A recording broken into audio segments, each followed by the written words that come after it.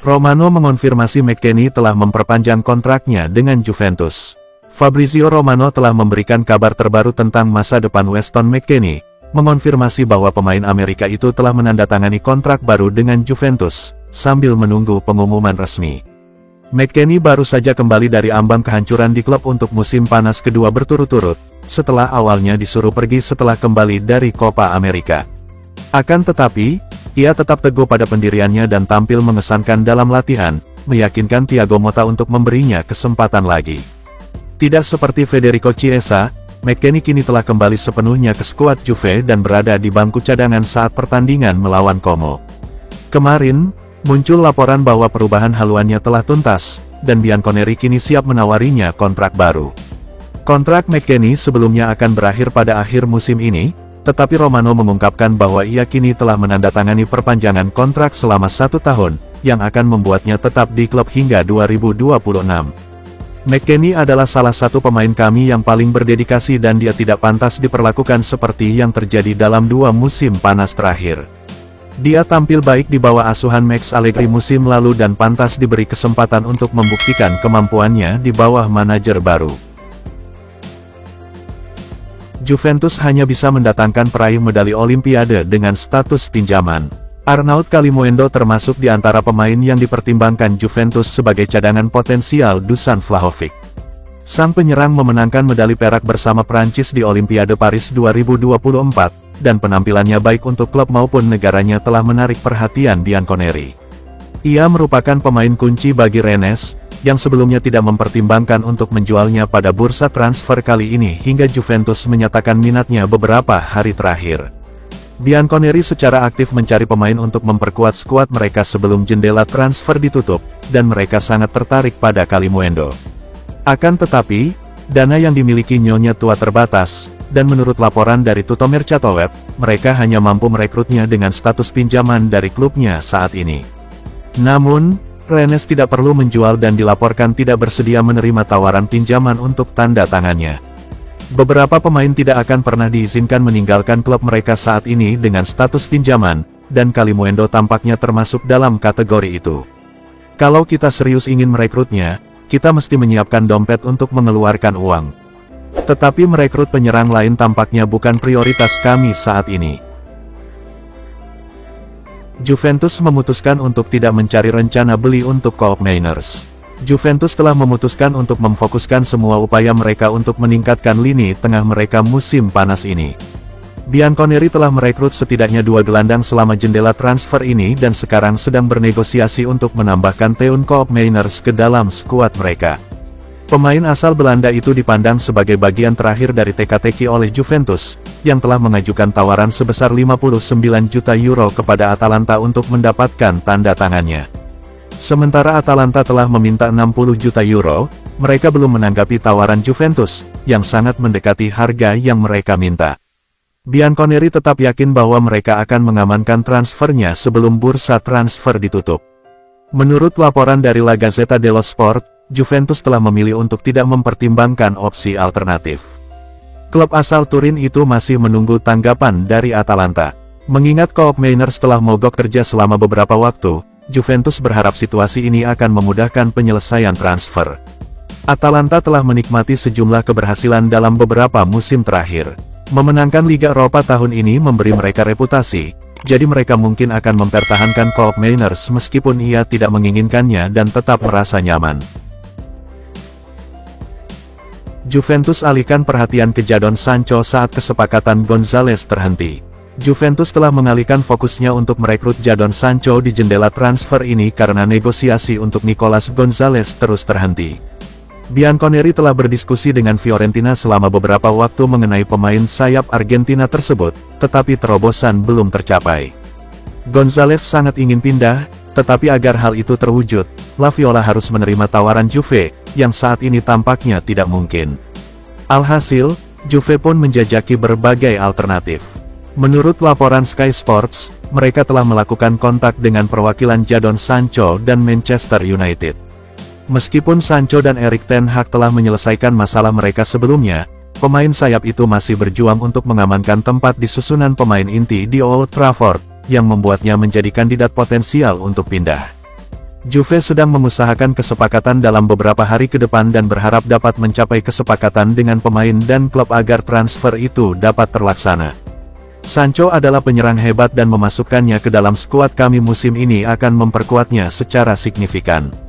Akan tetapi, ketentuan-ketentuan dalam kesepakatan ini bisa jadi membuatnya terlalu mahal bagi kami untuk melakukannya.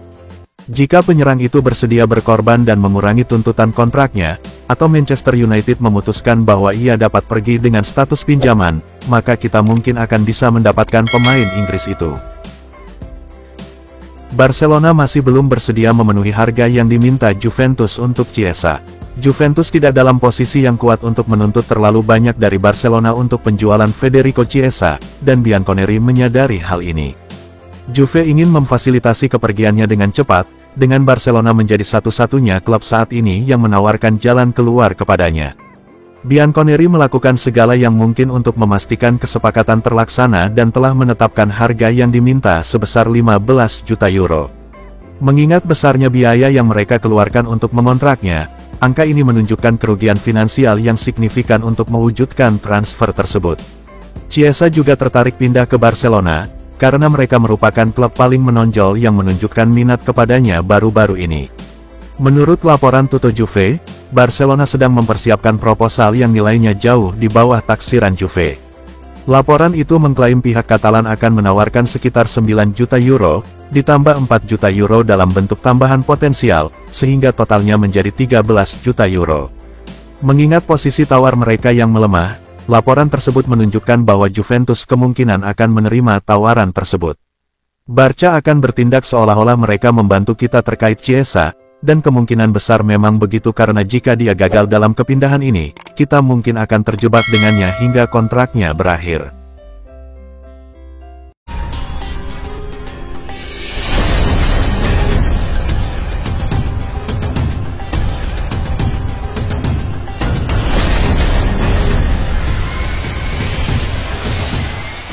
Juventus tawarkan gelandang yang tidak diinginkan ke Atalanta dalam kesepakatan terpisah.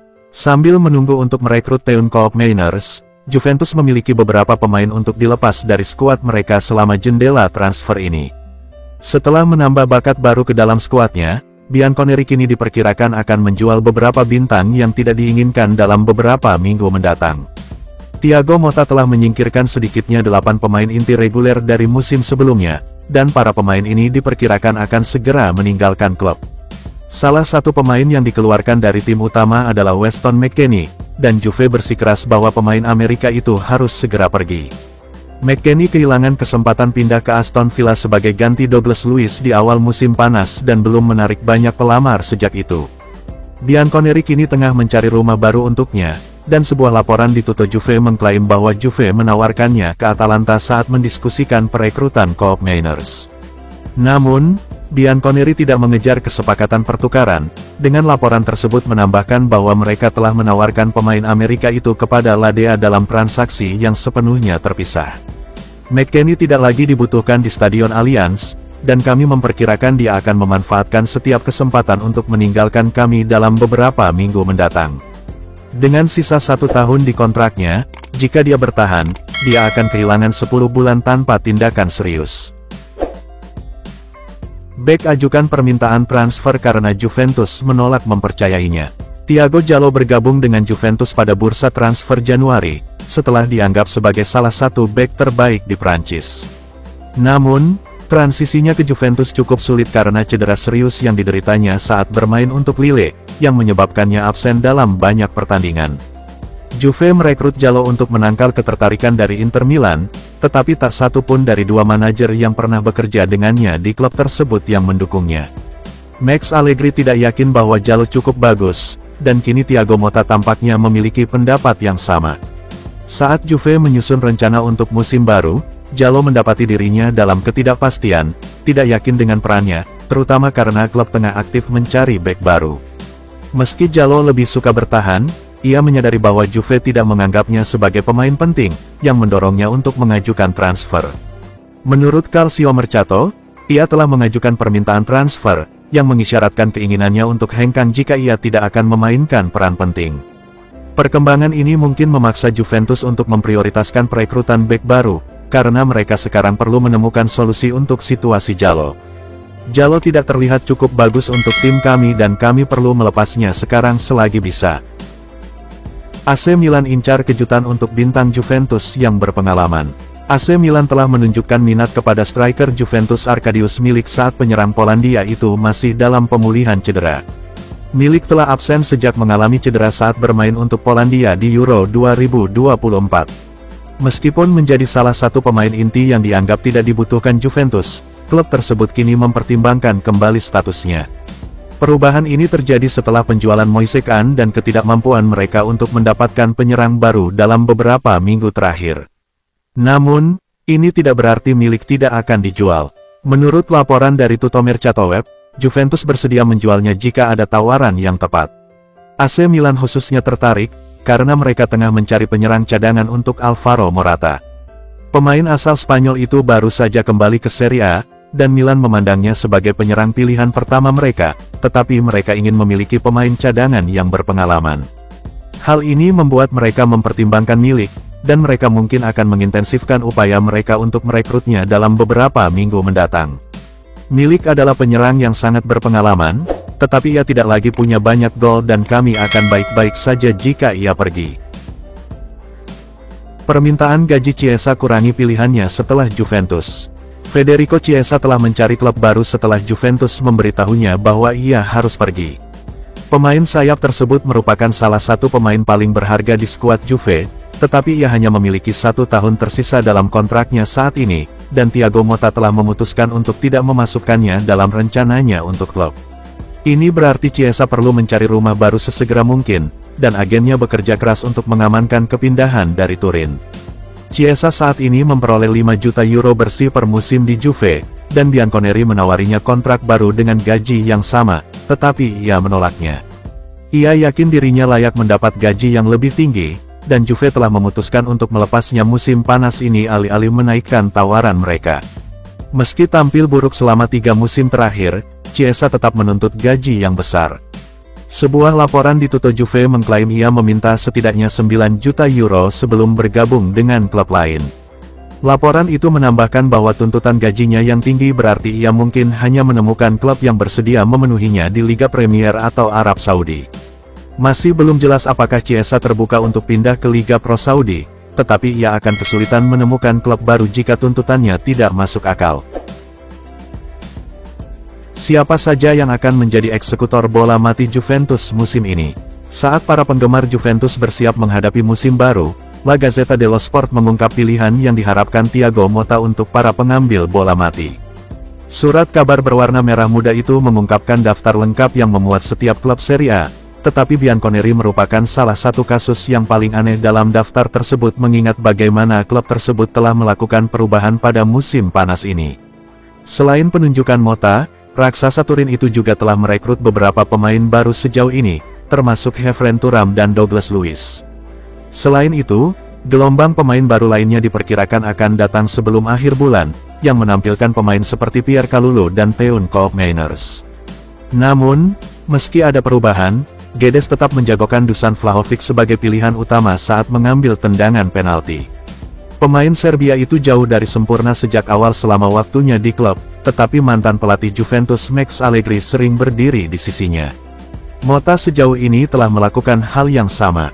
Jadi meskipun gagal mengeksekusi tendangan penalti dalam pertandingan persahabatan melawan Nuremberg, Vlahovic diberi kesempatan untuk menebus kesalahannya saat melawan Brest. Sumber tersebut menyebut Douglas Luiz sebagai alternatif pertama mengingat catatan positifnya di Aston Villa. Kapten klub Danilo mungkin menjadi pilihan ketiga. Untuk tendangan bebas, Vlahovic juga dianggap sebagai yang pertama berkat penampilannya dalam beberapa tahun terakhir. Luiz kembali menjadi opsi cadangan, sementara Kenan Yildiz disebut-sebut sebagai pilihan ketiga. Gelandang Brasil dan pemain muda Turki dianggap sebagai pilihan utama untuk tendangan sudut. Perlu dicatat bahwa potensi kedatangan Koopmeiners dan pemain baru lainnya seperti Nico Gonzalez dapat mengubah hierarki.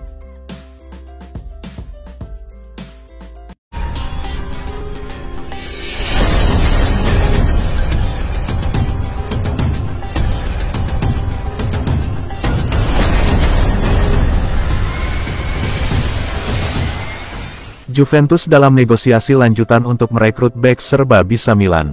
Juventus dikabarkan semakin dekat untuk mencapai kesepakatan untuk merekrut bek Milan Pierre Kalulu yang kini menjadi target utama klub untuk memperkuat lini belakang setelah kehilangan Jean-Claire Todibo. Dengan waktu kurang dari seminggu hingga sepak mula Serie A pertama, Bianconeri masih kekurangan personel di seluruh lapangan, jadi Cristiano Giuntoli dan kolaboratornya telah mempercepat upaya mereka di semua lini. Dalam kolom terbarunya untuk Daily Briefing Fabrizio Romano, jurnalis sepak bola Italia Matteo Moretto menyoroti negosiasi antara Juventus dan Milan mengenai Kalulu. Pakar pasar transfer mengungkap bahwa raksasa Turin telah mengajukan proposal pinjaman kepada Rossoneri sebesar 3 juta euro dengan opsi pembelian sebesar 14 juta euro lagi. Namun, Milan menginginkan transfer permanen. Oleh karena itu, kedua belah pihak akhirnya dapat menyetujui pinjaman dengan kewajiban membeli dengan persyaratan tertentu dan dengan total 20 juta euro.